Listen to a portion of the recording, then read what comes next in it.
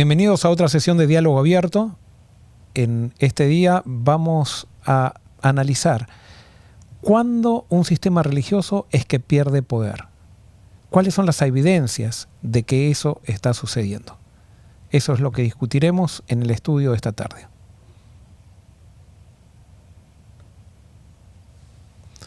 Estoy acá con Denar y con Sami y entonces vamos a entrar directamente entonces al estudio. Denar, ¿podrías orar? Seguro, vamos a orar. Señor, te damos gracias por este día. Nuevamente agradecerte por la manera que tú nos das para poder estudiar, que es a través de tu palabra, y siempre pidiendo la dirección de tu Espíritu. En nombre de Jesús, amén. Amén. Muy bien, estábamos estudiando los sucesos que están ocurriendo en Éfeso. Pablo estaba por 2 años en Éfeso, estaba llegando ya al final de su recorrida por Éfeso. Yo el programa pasado me confundí, vi como que él ya se estaba yendo y no, él se estaba quedando, faltaba un poquito más. Él tenía la idea de ir. Tenía la idea de irse. Y ahora entonces vemos algo que sucede. ¿Por qué? Porque todos los ricos vinieron y trajeron sus libros de hechicería, se quemaron, eso produjo una gran conmoción y estaba tomando el evangelio, estaba tomando como fuego también la ciudad de Éfeso. Y entonces acá vemos un problema. ¿Por qué? Porque en Éfeso estaba el templo de la gran diosa Diana y había un negocio que había alrededor del templo. Y entonces vamos a ver qué es lo que sucede en ese contexto. Vamos a leer desde los versículos 23, estamos en Hechos 19, de los versículos 23 al 27. Hubo por aquel tiempo un disturbio no pequeño acerca del camino, porque un platero llamado Demetrio, que hacía de plata templecillos de Diana, daba no poca ganancia a los artífices, a los cuales, reunidos con los obreros del mismo oficio, dijo: varones, sabéis que de este oficio obtenemos nuestra riqueza, pero veis y oís que este Pablo, no solamente en Éfeso, sino en casi toda Asia, ha apartado a muchas gentes con persuasión, diciendo que no son dioses los que se hacen con las manos. Y no solamente hay peligro de que nuestro negocio venga a desacreditarse, sino también que el templo de la gran diosa Diana sea estimado en nada y comience a ser destruida la majestad de aquella a quien venera toda Asia y el mundo entero. Cuando oyeron estas cosas, se llenaron de ira y gritaron diciendo: grande es Diana de los Efesios. Hasta ahí. Muy bien, gracias. Entonces acá vemos lo que está sucediendo. Ahora, Pablo estaba predicando y es interesante porque Pablo no daba vueltas, ¿eh? O sea, Pablo era directo. Él decía, o sea, el verdadero Dios no se lo adora haciendo templecitos, ni estatuas, ni nada, sino que hay un Dios que está por sobre estos dioses que no son nada. Las cosas que crea el hombre no pueden ser nunca dioses, dice Pablo. Entonces ustedes tienen que adorar al Dios del cielo. Y eso tenía un atractivo muy grande para los paganos, porque ya lo habíamos dicho en programas pasados, que para los dioses paganos ellos siempre los paganos tenían una visión de sus dioses que siempre estaban mirándolos para castigarlos. En cambio, el Dios que presentaba Pablo era un Dios no solamente que aceptaba al pecador, que lo recibía como era, pero que lo amaba demasiado como para dejarlo así, sino que también era un Dios que no castigaba y era un Dios también que no pedía sacrificios. O sea, y lo que más, digamos, les volaba la cabeza a los paganos era que un Dios que se había hecho carne y se había hecho hombre y que había estado viviendo entre ellos, o sea, un Dios que se identificaba con la raza humana. Todos los dioses para los paganos estaban en la leyenda. Este Dios está en la historia. Y por primera vez, entonces, aparece Dios mismo en la historia. Si bien los paganos pensaban que el emperador era una manifestación de Dios, pero nunca pensaban que era Dios en la historia, sino que era una manifestación de Dios, era un elegido de Dios. Pero resulta que ahora Pablo predica que Dios se hizo carne y está en la historia. Entonces estaba un tal Demetrio que tenía un negocio. ¿Por qué tenía un negocio? Porque el templo de Diana era una de las 7 maravillas del mundo. Estaba considerado una de las 7 maravillas del mundo. ¿Cuál era otra de las maravillas del mundo? Yo sé que ustedes la saben. Díganme otra. La de Egipto, la pirámide de Egipto. Muy bien, ¿y otra? Muralla china. No, en esa época. Ahora es la muralla de China. Lo de que hizo Nabucodonosor, los jardines de... Sí, pero ya Babilonia estaba destruida, ya si mal no recuerdo. Sí, pero es considerada una de las 7 maravillas. No, pero ahora en ese momento. Actualmente. Había también una en Alejandría, había un faro de Alejandría que era considerado. La Torre Eiffel. Bueno, y había. De San Juan. Y no quiero dar, o sea, que nos lancemos porque nos vamos a equivocar quizá, pero una de las 7 maravillas del mundo era el templo de Jerusalén también. Okay. O sea, fíjense que había una rivalidad entre las maravillas Diana y el templo de Dios de Jerusalén. Y entonces Pablo era judío. Y entonces este Demetrio hacía templecitos chiquititos en la... era un artesano. Claro, imagina, y todos los turistas que venían a ver las 7 maravillas, una de las 7 maravillas del mundo, se llevaban un templecito y se llenaban de plata. Ahora, Pablo está predicando esto y comienzan a ver que las ganancias comienzan a bajar. Y si hay algo que muestra, cuando un sistema religioso comienza a centrarse en el dinero, en las pérdidas financieras y todo lo demás, quiere decir que algo le está fallando. Bueno, a este ya le estaba fallando hace mucho, pero no tenían ese problema financiero. Ahora, con el problema financiero comienzan a surgir los problemas realmente de este sistema religioso, que no tenía fe. Era un sistema basado en las obras. Entonces, Demetrio ahora se queja y dice que Pablo ha apartado a la gente de la creencia de los dioses. De los dioses. O sea, y que no era tanto la creencia de los dioses. Él dice, miren, vamos a perder plata. O sea, si Pablo sigue predicando esto, vamos a perder plata. Fíjense, ¿recuerdan a alguien en la historia también que porque hizo perder plata al sistema religioso fue perseguido? ¿Cómo?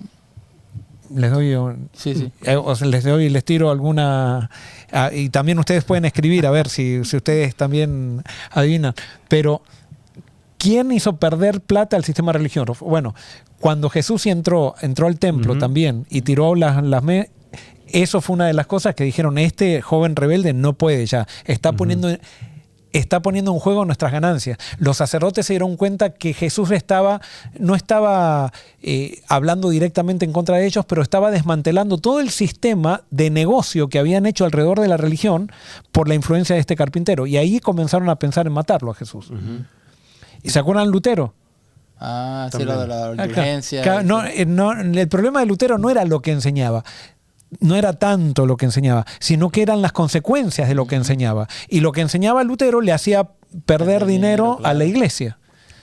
Y entonces dijeron, no, a este hay que pararlo. Negocio, claro. O sea, una vez que entra el dinero en juego, se acaba la paz en un sistema religioso. O sea, una vez que le tocan el dinero a un sistema religioso que se ha corrompido, se acaba la paz. Ahora, cuando yo estaba leyendo, cuando estábamos leyendo este texto y ver, lo que hemos estudiado ahora en hecho, lo que hemos llegado hasta acá, y estábamos hablando de un sistema pagano, ¿no? Y ver cómo se producen los hechos. O sea, Pablo predica, mucha gente se convierte, y entonces, claro, y este sistema pagano, Demetrio y todo lo que pasa, se juntan, hacen una reunión, porque le está quitando, ¿no?, la ganancia y todo eso. Pero ellos son paganos. Ahora, el sistema religioso con Jesús, de cómo reaccionaron los dirigentes de esa época con las enseñanzas de Jesús también, que tú acabas de nombrar, de cómo le quitaron. Pero ellos no eran paganos. O sea, ellos... no eran paganos. Sí, pero supuestamente no eran paganos, pero en la forma no eran paganos, pero en la esencia eran paganos. En la esencia eran, pero muchas veces, también, y me incluyo, nos pasa a nosotros, vemos otra gente que tal vez tiene otras creencias, tiene otras... creen totalmente diferente, pero nosotros actuamos igual que ellos. Exacto. Y no nos damos cuenta que estamos totalmente alejados de lo que es Dios y tenemos la seguridad como tenían los fariseos todos, en sus creencias, en sus tradiciones, en sus cosas, y Jesús vino a romper todo eso también, pero vemos que Pablo también vino a romper eso también en los paganos, pero muchas veces nos vemos superiores a personas que creen de otra forma, que tienen otras, pero a veces nosotros tienen el mismo espíritu. Pero tenemos el mismo espíritu erróneo de ellos. Y es increíble ver cómo la forma que ellos actuaron es la misma forma que se repite con Jesús. Está mucho más cerca del cielo un pagano que no ostenta el cristianismo que un pagano que ostenta el cristianismo. Porque el que ostenta el cristianismo piensa que ha salido del paganismo cuando lo tiene escondido sin darse cuenta. Y acá, por ejemplo, una de las cosas que vemos cuando Demetrio hace su argumento, dice, y no solamente hay peligro de que nuestro negocio venga a desacreditarse, sino también que el templo de la gran diosa Diana sea estimado en nada y comience a ser destruida la majestad de aquella a quien venera toda Asia y el mundo entero. Acá vemos otro de los grandes problemas que tiene un sistema religioso que no está con Dios. El sistema religioso que no está con Dios hace mucho énfasis en las cosas que construye, en el sistema en sí. O sea, acá en el templo habían construido un templo tan hermoso y entonces ellos se sentían tan orgullosos del templo que cuando Pablo decía esto, ahora la gente va, no le interesaba tanta Diana ni nada, sino que era el templo en sí, lo que significaba, lo que los hacía ellos importantes. Y a veces, por ejemplo, un sistema religioso, Dios bendice un sistema religioso que está con Dios, pero el sistema religioso comienza a crear instituciones para ser más eficiente en la misión, pero muchas veces esas instituciones crecen de tal manera que nos empezamos a sentir orgullosos de esas instituciones. Y ahora, en vez de cuidar el Espíritu de Dios para que se mueva a través de las instituciones, empezamos a cuidar las instituciones en sí mismas. Y a veces, cuando predicamos al Espíritu de Dios, cuando predicamos lo que el Espíritu realmente quiere que se predique, las instituciones se empiezan a sentir amenazadas y para cuidar esas instituciones matamos al Espíritu de Dios, que no lo podemos matar, ¿no? En la persona de los que tienen ese espíritu. Y por eso no podemos cambiar los medios por los fines. No, cuando como sistemas religiosos hacemos énfasis y nos centramos en lo grande y en las formas y en los templos y en toda la infraestructura, corremos el gran peligro. Eso no está mal en sí mismo, porque tendría que ser un medio para que nos lleve a una mejor misión.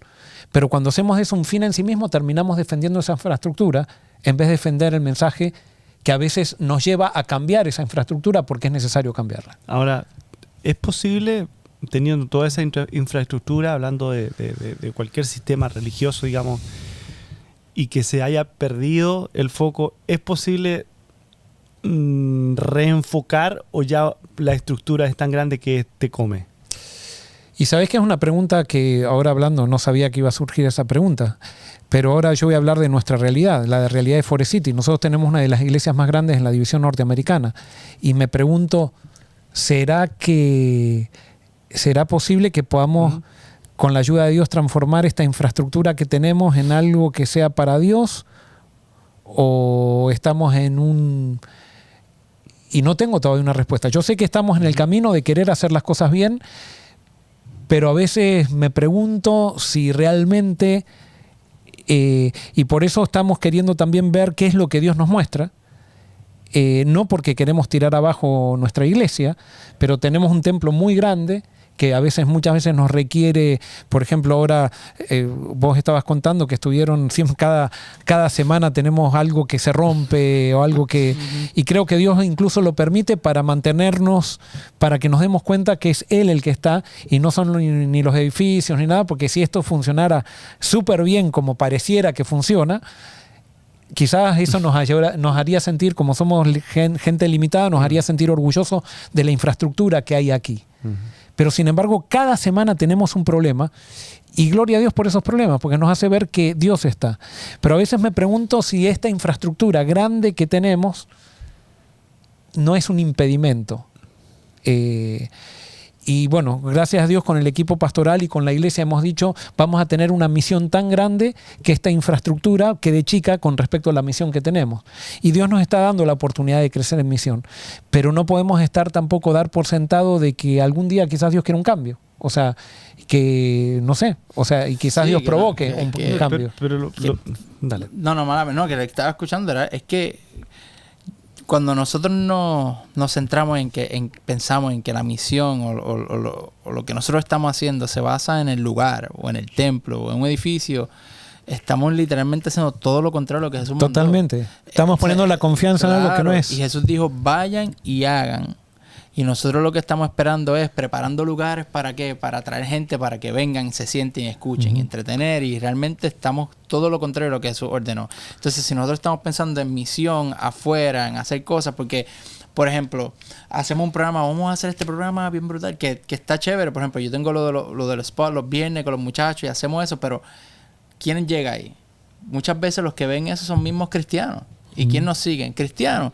Y entonces como que ¿qué es lo que realmente nuestra misión? Aunque sí vamos a Jerusalén y atacamos lo de aquí, pero también tenemos que salir más allá, que si se cae Forest City y tenemos que ir al parking aquí a reunirnos, ¿qué importa?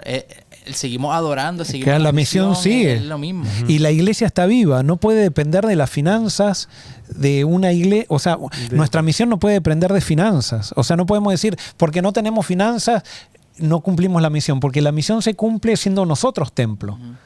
Y donde estemos nosotros, ahí va a haber misión. Yo creo que ahí, siguiendo la temática de la pregunta que estamos haciéndose, si es la infraestructura tan grande que en algún momento no es posible hacer los cambios para seguir la misión. El COVID, yo creo que fue una gran muestra de que en muchos lugares, o sea, incluyéndonos a nosotros, o sea, la infraestructura no estaba sirviendo a la misión, sino que estaba sirviendo a programas o a cosas. Y ahí nos dimos cuenta mucho, o sea, de que teníamos que reenfocar un montón de cuestiones porque ya no se podía reunir, o sea, el templo no servía. No nos servían las bancas que teníamos. Las bancas no nos servía, o sea, todo lo que... O sea, entonces, ¿cómo reenfocamos eso? Y eso no pasó solamente aquí, sino que en todas las iglesias cristianas. Y no solamente en iglesias, sino también en las escuelas. Exacto. En los trabajos. Todos los trabajos, todo se tuvo que readaptar. Y ahora, ¿cómo entonces nosotros que estamos en misión, cómo adaptamos eso?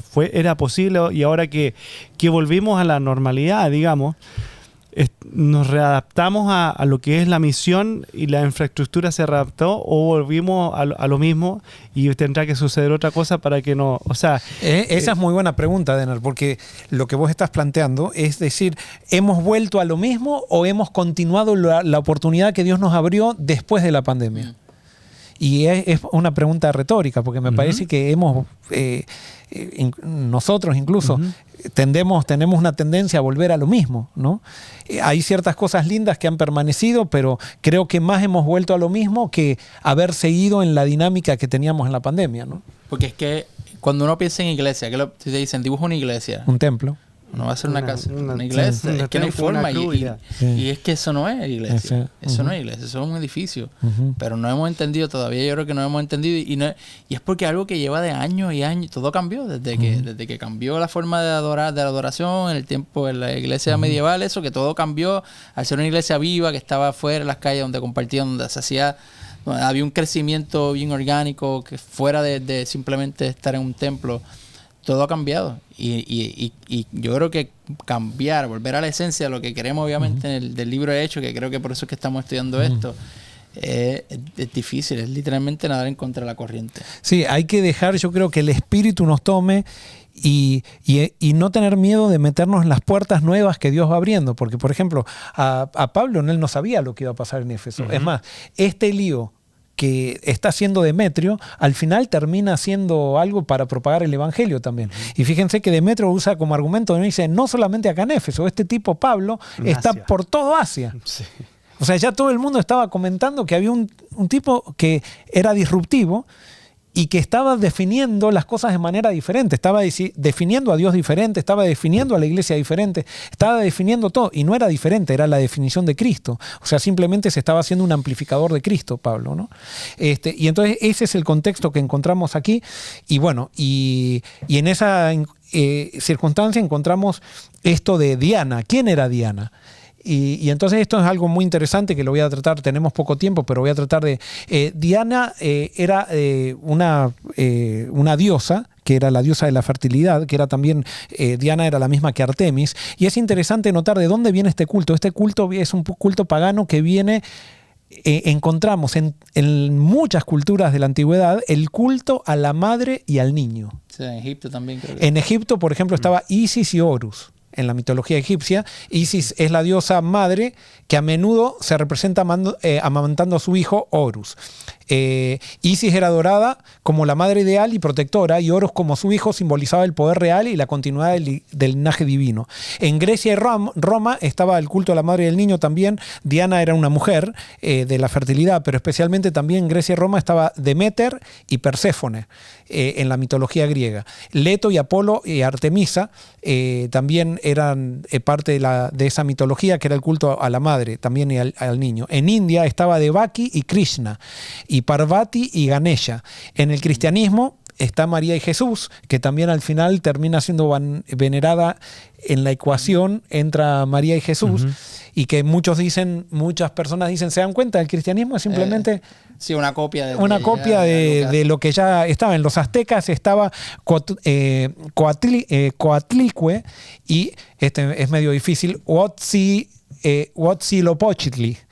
Esa también. En los celtas está Danu y sus hijos. En China, Huayin, en la tradición, es una figura que a menudo se la representa como una madre compasiva que cuida de todos los seres y se la adoraba. Y Nuwa también. En Sumeria estaba Inanna y Ishkur. Inanna es una diosa madre en la mitología sumeria y tiene varios hijos, incluyendo a Ishkur, el dios de la tormenta. En Japón está Amaterasu y Ninji Nomikoto. Bueno, y no voy a dar todo. En África también estaba Yemayá y Orilla. En América del Norte estaba el Corn Mother, que era la madre del maíz, pero también era la madre de la fertilidad y la agricultura para los aborígenes de aquí. Y entonces es interesante porque, como digo, muchos dicen, ven, el cristianismo es algo porque también tiene la veneración a María y a Jesús. Ahora, es interesante que en el cristianismo esta veneración a María, porque no es que se adora a María en el cristianismo, sino que se la venera, y cuando se la venera, esto es el cristianismo de la Edad Media, esa veneración no quiere decir adorar. Adorarse, el cristianismo de la Edad Media decía, se adora solamente a Dios. Pero están los santos, que eran personas que se habían portado demasiado bien en esta tierra, y entonces ellos, como se habían portado muy bien, Dios los llevaba al cielo cuando morían, y entonces ellos tenían tantas obras buenas que podrían repartir esas obras buenas para todos los que le faltaban obras buenas acá en la tierra. Y entonces se vendían las obras buenas de los santos, que se llamaban obras de supererogación, y se las vendían por dinero. Para que para que los que estén en la tierra y se habían equivocado mucho puedan salvarse adquiriendo las obras de los santos. Pero, ¿es una diferencia en la indulgencia o es lo mismo? No es lo mismo, esas son las indulgencias. Y entonces después María estaba por la veneración de los santos. O sea, a María había que venerarla por sobre los santos, pero no era por sobre Dios, sino por sobre los santos, y por eso en el cristianismo de la Edad Media decían, nosotros adoramos un solo Dios, pero está María que se la venera. Eso no está en los evangelios, no está en la Biblia ese concepto.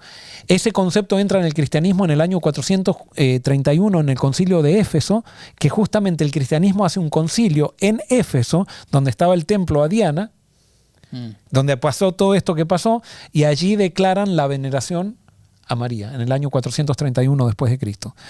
Simplemente lo menciono esto porque son todos detalles, porque hay muchas cosas en todas las denominaciones. Hay muchas cosas que las hemos traído de la cultura y que no son cosas bíblicas ni son las cosas que enseñó Cristo. Y yo me atrevo a decir que en la mayoría de las denominaciones religiosas, inclusive la mía, o sea, inclusive la nuestra, hay muchas cosas que hemos heredado por medio de la tradición que no tienen base bíblica, pero como la tradición nuestra, de nuestra denominación, las enseñó por mucho tiempo, las damos como verdad. Y entonces cuando alguien, así como Pablo, predicaba que había un solo Dios o una tradición diferente basada en lo que Cristo decía, la gente se pone mal porque sienten miedo que les va a amenazar todo el sistema que se han creado sobre esas tradiciones. Y a veces hacemos de la tradición mayor que Dios. Totalmente. Y esas cosas que adoramos o que hacemos que no son bíblicas y que son de la tradición, a veces las ponemos por encima del simple hecho de adorar a Jesús. Exacto. Entonces ahora está este lío que se está generando Demetrio, y entonces vamos a ver cómo sigue la historia. Vamos del versículo 28 al 31. ¿Qué dice? Al oír esto montaron en cólera y comenzaron a gritar: grande es Artemisa de los Efesios. Pronto toda la ciudad se llenó de confusión, Todos corrieron al anfiteatro arrastrando a Gayo y Aristarco, los compañeros de viaje de Pablo, que eran macedonios. Pero Pablo también quiso entrar, pero los creyentes no lo dejaron. Algunos de los funcionarios de la provincia, amigos de Pablo, también le enviaron un mensaje para suplicarle que no arriesgara su vida por entrar en el anfiteatro. Ahora, fíjense, pobres los amigos de Pablo. Ese es el problema, que Pablo en un momento...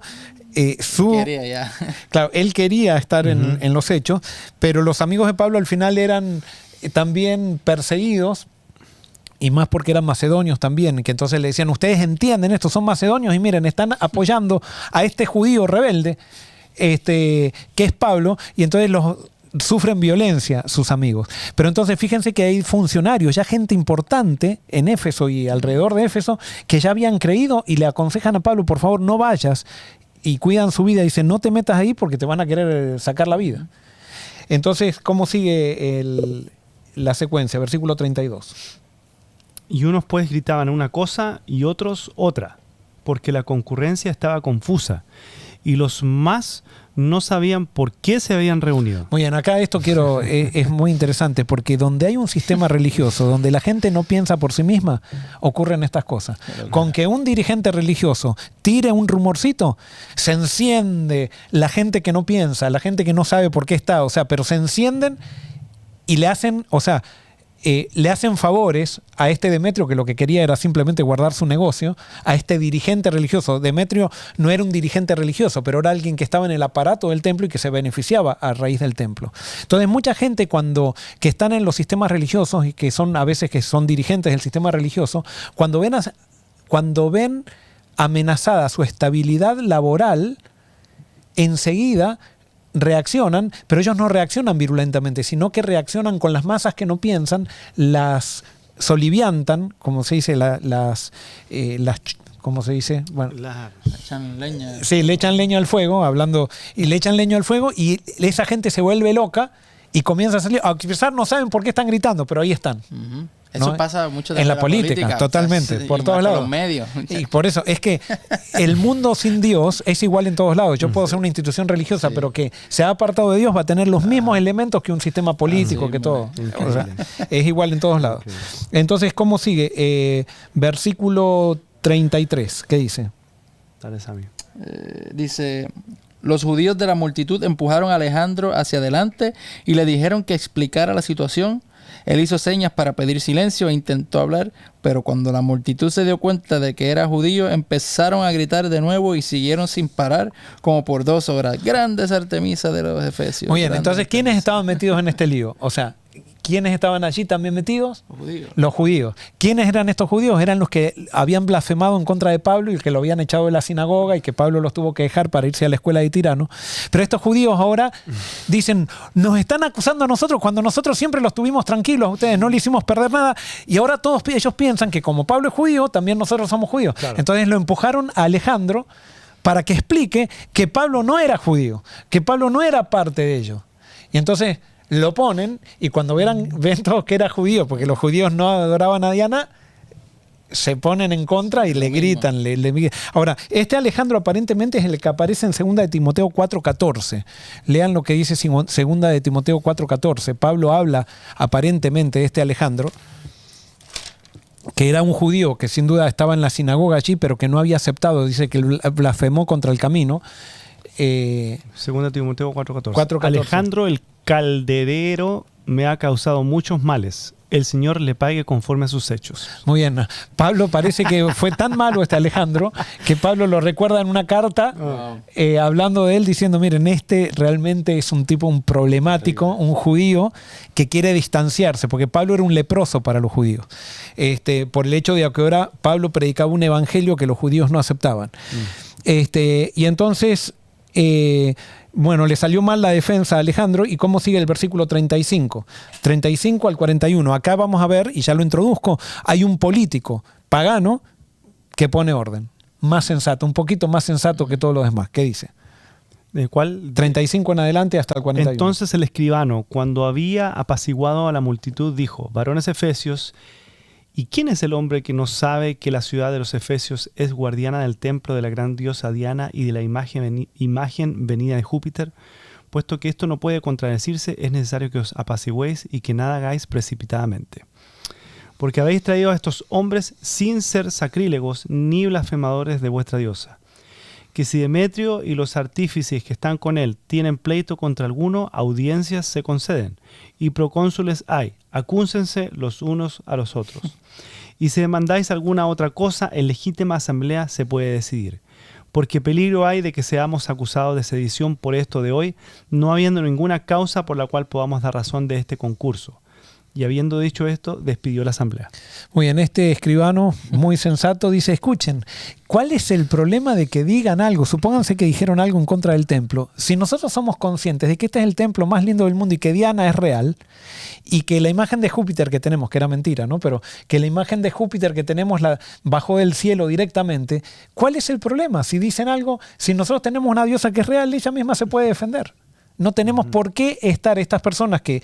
Es más, en ningún momento dice que estas personas atacaron, ni que Pablo atacó directamente y se metió en el templo de Diana y decir esta diosa es falsa. Simplemente Pablo decía, los dioses de manos, hechos de manos, nada son. Hay un Dios verdadero, que ese es el que hay que adorar. Y lo enseñaba con la gente, no era que hacía una campaña dentro de la iglesia o del templo de Diana. Entonces, este escribano tenía un pensamiento muy sensato y dice, para eso tenemos las leyes, que nos sirven para poder decidir si ellos hicieron algo que va en contra de nuestras leyes o no. Bueno, al final se apaciguaron todos, los despidió y se fueron. Y se acabó, ahora sí, se acabó esto. El alboroto. Y entonces vamos a ver que Pablo, entonces, ahora sí, después de este alboroto, decide irse de Éfeso y lo vamos a ver eso en el próximo programa. Y así terminamos entonces con esta parte de Pablo en Éfeso. Es interesante porque después Éfeso aparece como una de las iglesias que se le escribe en el Apocalipsis. Y realmente Éfeso, tuve la oportunidad el año pasado de estar en Éfeso y realmente en las ruinas son las mejores ruinas que, por lo menos esa región, que están bien preservadas. Es más, pude estar en el mismo Areópago donde Pablo, o sea, donde fueron llevados los amigos de Pablo y donde le dijeron a Pablo que... Y es interesante porque en las calles, que todavía están las mismas piedras, cuando caminábamos por ahí decíamos, wow, por acá caminó Pablo, ¿no? Pero entonces cuando ya después en Éfeso fue prohibido el cristianismo, entonces uno puede ver que en una de las piedras alrededor del camino había el dibujo de un pescado.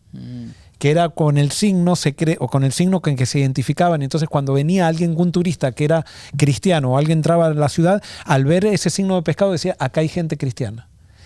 Y entonces es interesante porque entonces, fíjense cómo se propagaba el evangelio en esa época, que no hacían proselitismo.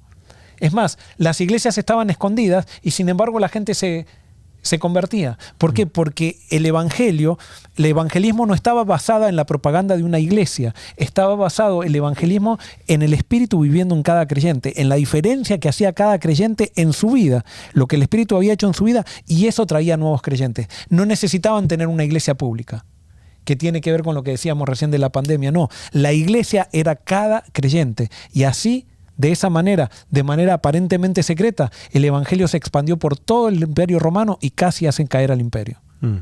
Esa es la misma manera en que Dios quiere que trabajemos nosotros hoy también, que cada uno de nosotros seamos templo. Y a veces haya iglesia, haya templo, no haya templo, prohíban o no prohíban, el evangelio, cuando estamos llenos del Espíritu, sigue adelante y posiblemente cuando hay prohibición sigue con más poder todavía. Por eso no podemos depender de las finanzas, no podemos depender de los templos, no podemos depender de las cámaras, no podemos depender de la infraestructura, dependemos del Espíritu y ahí está el poder de la iglesia. Bien. Terminamos con una oración. Sammy, ¿querés orar? Padre, gracias por este programa, gracias porque podemos estudiar tu palabra, te pedimos que tu Espíritu siga dirigiéndonos, que nos ayudes a reconocer quiénes somos, que donde sea que estemos parados entendamos que somos la iglesia, que la gente que está alrededor pueda ver en nosotros a Jesús, la imagen de Jesús, y que nuestro testimonio sea esa voz que hable de quién tú eres realmente. Transforma nuestros corazones cada día más, ayúdanos a tener la actitud correcta para poder vivir un evangelio sincero, verdadero, fuera de la religiosidad, fuera de nada que sea humano, del humanismo, Señor, y que simplemente podamos guiarnos por tu Espíritu. Amén. Bendice a todos los que están escuchando y que sea de bendición este programa. En nombre de Jesús. Amén. Amén. Muchas gracias por acompañarnos. Los invitamos a que sigan conectados con nosotros. Si usted ha apreciado este contenido, por favor, haga un like allí donde está. Si no se ha suscrito a nuestro canal, suscríbase a nuestro canal y haga algún comentario y comparta este material con gente que quizás puede valorar también así como lo valora usted. Recuerde que siempre seguimos conectados porque somos movimiento.